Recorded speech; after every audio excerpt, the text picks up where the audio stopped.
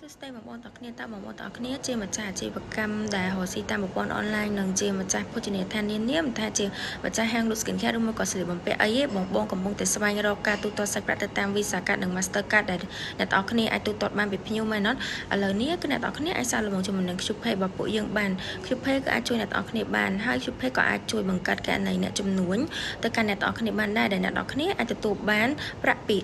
អតិថិជនទៅតាមប្រព័ន្ធ Visa Card និង Mastercard បានយ៉ាងលឿនរហ័សនិងមានសុវត្ថិភាពផងដែរដែល Visa Card និង Mastercard នេះអ្នកទាំងគ្នាទទួលបានប្រាក់ពីអតិថិជនណារយៈពេល24ម៉ោងតែម្ដងក្នុងមួយថ្ងៃហើយក្នុងមួយថ្ងៃក្នុងមួយសប្តាហ៍រយៈពេល7ថ្ងៃហ្នឹងគឺអ្នកទាំងគ្នាអាចទទួលបានប្រាក់រហូតតែម្ដងគឺអត់មានកិច្ចសារអាទិត្យអីទេអញ្ចឹងសម្រាប់បងដែលកំពុងតែស្វែងរកក្រុមហ៊ុនណាដែលអាចជួយបងដាក់ម៉ាស៊ីនដើម្បីជួយបងទទួលបានប្រាក់ពីអតិថិជនមិនថានៅក្នុងស្រុកឬមកក្រៅស្រុកតាមប្រព័ន្ធ Visa Card និង Mastercard គឺអ្នកទាំងគ្នាអាចតាក់ទងមកកាន់ QPay របស់ពួកយើងបានគឺអ្នកទាំងគ្នាអាចតាក់ទងមកតាម website www.qpay.com អញ្ចឹងនៅចាំឲ្យទៀតអ្នកទាំងគ្នាកុំភ្លេចតាក់ទងមកទាំងអស់គ្នាណា